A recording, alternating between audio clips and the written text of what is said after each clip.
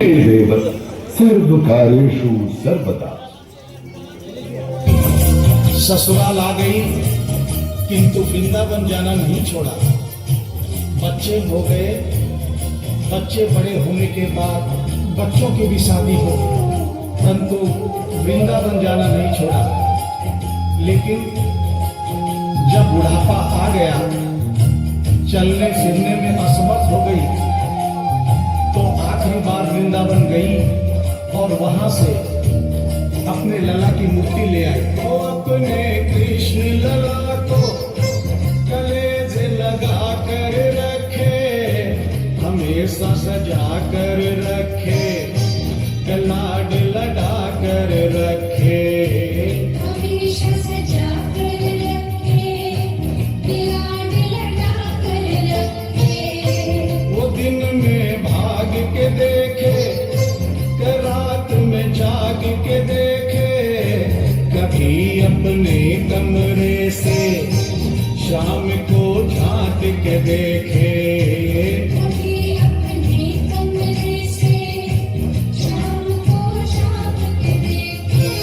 अपनी जान से ज्यादा रखती, अपनी जान से ज्यादा रखती, अपने लला का ध्यान। भगत के वश में है भगवान, भगत के वश में है भगवान। भगत के वश में है भगवान, भगत के वश में है भगवान।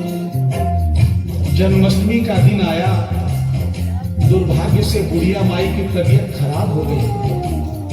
अपने बेटे बहू से बोली, बेटा मेरे लला को दूध से स्नान करा दो, माखन मिश्री का भोग लगा दो, एवं चंदन घिसकर चंदन का लेप लगा दो, और आज इसका जन्मदिन है, इसके कपड़े भी बदल दो। एक साथ इतना सारा काम बेटे बहू को झंझट से लगने लगे, किंतु माँ की तबीयत खराब देख के बेमन से काम में लग गए। कपड़े बदलने के लिए जो ही मूर्ति को उठाया, अचानक मूर्ति हाथ से गिर गई। बगल के कमरे में माँ बैठी थी, उसके कलेजे को धक्का सा लगा। माँ का दिल जान गया कोई अनहोनी हुई है।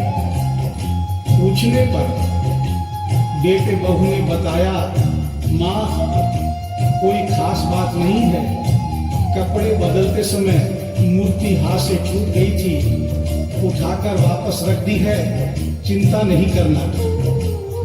इतना सुनकर माँ का कलेजा फट गया, समझ रह गई। बोली, बेटा तू कहता है कोई खास बात नहीं है, मेरा छोटा सा लल्ला इतनी ऊपर से गिरा, पता नहीं कहां कहां चोटाई होगी, पता नहीं मेरा लल्ला सही सलामत है या नहीं। अपने बेटे बहू से बोली, ओ लल्ला लल्ला पुकारे, आए क्या जुल्म हुआ रे, बुढ़ापा बिगड़ गया जी, लाल मेरा कैसे गिरा रे। बुढ़ापा बिगड़ गया जी, लाल मेरा कैसे गिरा रे। जाओ डॉक्टर को लाओ, लाल का हाल दिखाओ, अगर इसको कुछ हो गया मुझे भी मार गिराओ। अगर इसको कुछ हो गया मुझे भी मार गिराओ। रोते रोते पागल हो गई, रोते रोते पागल हो गई, घर वाले परेशान। भगत के वश में है भगवान, भगत के वश में है भगवान। भगत के वश में है भगवान, भगत के वश में है भगवान। माँ डॉक्टर बुलाने के लिए जिद करने लगी। बेटे बहू ने लाख समझाया पर माँ नहीं मानी। बेटा जोर से बोला, माँ तू पागल हो गई है, मूर्ति के लिए डॉक्टर बुला रही है। पड़ोसी देखेंगे डॉक्टर को और ये सारा किस्सा सुनेंगे तो हंसेंगे और कहेंगे माँ तो पागल है ही, बेटे बहू भी पागल है। माँ के कहने में आकर मूर्ति के लिए डॉक्टर बुलाया है। बुढ़िया माई का रोना धोना सुनकर पड़ोसी इकट्ठे हो गए। घर में बहसबाजी हो रही थी। जब पड़ोसियों ने पूछा तो बेटे ने बताया, क्या बताऊं भाई साहब, मेरी माँ जरा सी पागल हो गई है। वृंदावन गई थी, वहां से एक लड्डू गोपाल की मूर्ति ले आई। कहती है ये मेरा सबसे छोटा लल्ला है। आज सुबह जब मैंने कपड़े बदलने के लिए मूर्ति को उठाया तो अचानक मूर्ति छूट गई। अब माँ कहती है डॉक्टर को लेके आ। आप ही बताइए भाई साहब, समाज में हंसी होगी और इस मूर्ति के लिए डॉक्टर को लेने गया तो डॉक्टर भी हंसेगा।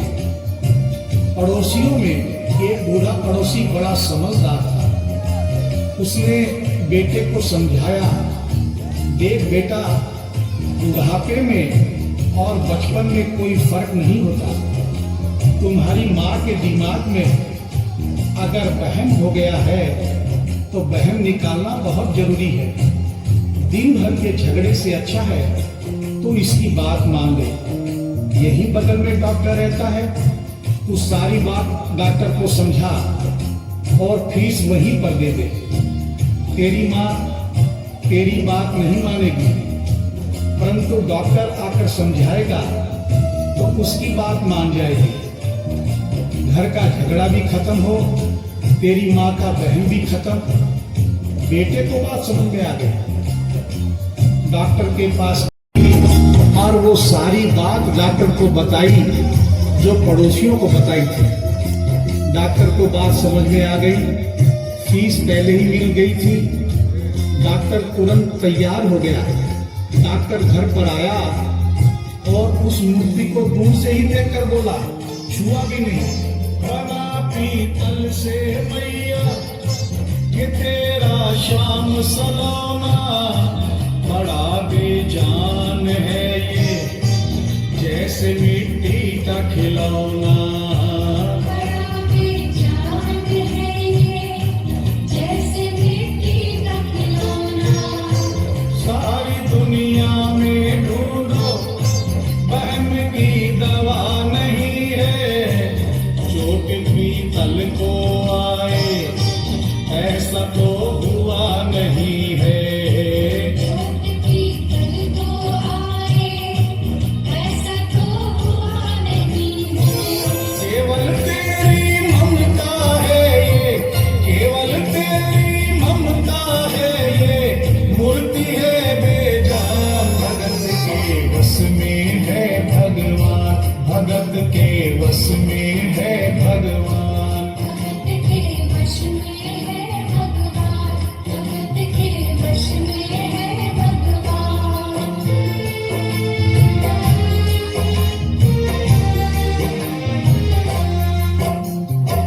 डॉक्टर की बात सुनकर बुढ़िया माई ने कहा, डॉक्टर क्या उम्र हो गई तेरी?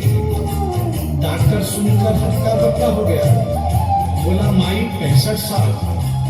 माँ बोली डॉक्टर तूने जिंदगी के 65 साल बेकार कर दिए। तूने इतना भी नहीं सीखा कि मरीज को देखे बिना रोग पकड़ में नहीं आता। तूने मेरे लल्ला को दूर से ही देखकर कह दिया कि ये पीतल की मूर्ति है, कम से कम चेकिंग तो करता। डॉक्टर को अपनी गलती का एहसास भी हुआ और थोड़ा गुस्सा भी आया। उसने कहा, ले माई तेरा बहन निकाल देता हूँ।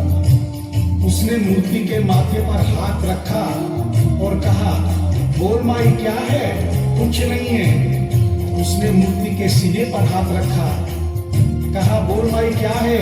कुछ नहीं है। उसने मूर्ति की नब्ज पकड़ी और बोला, बोल माई क्या है? कुछ नहीं है। तब बुढ़िया माई बोली प्यार से, देख डॉक्टर मेरा लल्ला अभी बहुत छोटा है और तो बूढ़ा हो गया है। हो सकता है मेरे बेटे की नब्ज धीरे चल रही हो, सीना धीरे से धड़कता हो, तो हाथ से नहीं पकड़ पा रहा हो, माँ की ममता है नहीं मानती, तो मेरा बहन निकालने के लिए एक काम करते, अपनी बक्सा में एक मशीन रखता है। बुढ़िया माई को स्टेथोस्कोप का नाम नहीं मालूम था। वो मशीन धीरे से धड़कने वाली धड़कन भी पकड़ लेती है। एक बार उस मशीन से चेकिंग कर दे, मेरा बहन निकल जाएगा। डॉक्टर ने फीस ली थी, उसका फर्ज बनता था कि जैसे घर वाले बोले उनकी बात माने, चेकिंग तो करनी पड़ेगी। डॉक्टर ने बेमन से स्टेथोस्कोप निकाला, अपने दोनों कान में लगाकर गोल वाला चक्कर मूर्ति के सीने पे रख दिया। आगे क्या हुआ सुनिए। ही सीने से लगाया, चकराया, उसने कई बार लगाया, पसीना जम कर आया। उसने कई बार लगाया, पसीना जम कर आया। देख ये अद्भुत माया, रह गया हक्का बक्का, पसीना लगा पहुंचने, छूट गया उसका छक्का। पसीना लगा पहुंचने, छूट गया उसका छक्का। धड़क रहा सीना लल्ला का, धड़क रहा सीना लल्ला का, मूर्ति में दे प्राण, भगत के बस में है भगवान, भगत के बस में है भगवान। भगत के वश में है भगवान, भगत के वश में है भगवान।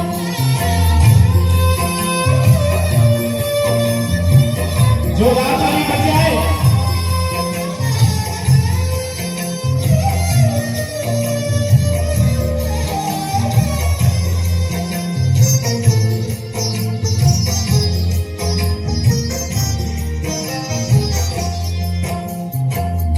मूर्ति का सीना धड़क रहा था। डॉक्टर के होश उड़ गए, हाथ कांप रहे थे। मन में सोच रहा था, अभी तक तो बुढ़िया माई को बहम था, कहीं मुझे को बहम नहीं। उसने सैकड़ों बार चेकिंग की, धड़कन चल रही थी। डॉक्टर ने स्टेथोस्कोप अपने कान से निकाला और पसीने से लथपथ जमीन पर बैठ गया। बुढ़िया माई ने पूछा, डॉक्टर कुछ समझ में आया? मेरे लल्ला को क्या हुआ, अब तो ठीक है? डॉक्टर ने बड़ी हिम्मत बटोर कर कहा, मैया मैं डॉक्टर हूँ, नब्ज देखकर सारी बीमारी पकड़ लेता हूँ। मैया मुझे सारा माजरा समझ में आ गया है। जो कन्हैया के दिल की धड़कन सुन ले, उसकी आत्मा में तो ज्ञान हो ही जाता है। डॉक्टर को भी ज्ञान हो गया था। माँ तू ये मत सोचना कि मूर्ति तेरे बेटे बहू के हाथ से गिर गई। बेटे बहू को दोष मत देना, उन्हें नहीं डांटना। माँ तेरा लल्ला कैसे गिरा ये डॉक्टर जान गया है। मेरी बक्सा में ऐसी कोई दवाई नहीं जो तेरे लल्ला के लिए बनी हो। डॉक्टर को आत्मा में ज्ञान होने से उसने बड़ी भक्तिपूर्ण और भावनापूर्ण बात माँ को बताई कि माँ इसकी एक ही दवाई है जो किसी डॉक्टर के पास नहीं, माँ वो सिर्फ तेरे पास है। माँ से मिलने की खातिर ये लल्ला मचल गया था, तुम्हारी गोद में आने जरा सा उछल गया था। तुम्हारी गोद में आने जरा सा उछल गया था। तू इसको गोद में ले ले, लाल मुस्कान लगेगा, गोद में खुद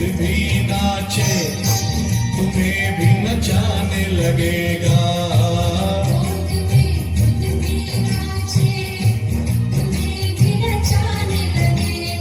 कस के पकड़ियो लल्ला तेरा, कस के पकड़ियो लल्ला तेरा, थोड़ा सा शैतान भगत के बस में है भगवान, भगत के बस में है भगवान। भगत के वश में है भगवान, भगत के वश में है भगवान।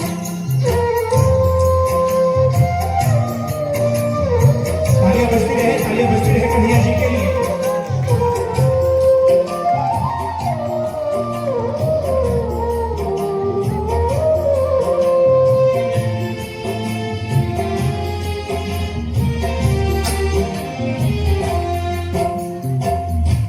डॉक्टर इतना कहकर उठा, ब्रीफ केस वही छोड़ी, स्टेथोस्कोप वही पड़ा रहा, जो फीस पहले से ही लेकर जेब में डाली थी, निकाल कर गद्दे पर पटक दी और जाने लगा।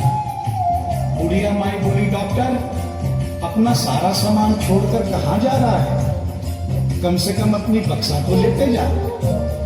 डॉक्टर पलट कर बोला, माई अब इस सामान की मुझको जरूरत नहीं पड़ेगी, अब ये मेरे लिए बेकार है। और डॉक्टर आंख में आंसू भरकर बोला, देख तेरे लाल की माया, बड़ा घबरा रहा हूँ, जहां से तू लल्ला लाई वहीं पे जा रहा हूँ। जहाँ से तू लल्ला लाई, वहीं पे जा रहा हूँ। बुला कर तुमने मुझको बड़ा एहसान किया है, आज से सारा जीवन उसी के नाम किया है। आज से सारा जीवन उसी के नाम किया है। एक एहसान कर दे, तेरे लल्ला से कह दे, वही वृंदावन में माँ ये डॉक्टर प्राण दे दे। वही वृंदावन में माँ ये डॉक्टर प्राण दे दे। बनवारी माँ तू नहीं पागल, बनवारी माँ तू नहीं पागल, पागल सारा जहान, भगत के बस में है भगवान, थाली बजाकर सभी लोग आएंगे। बस में है भगवान। भगत के वश में है भगवान, भगत के वश में है भगवान।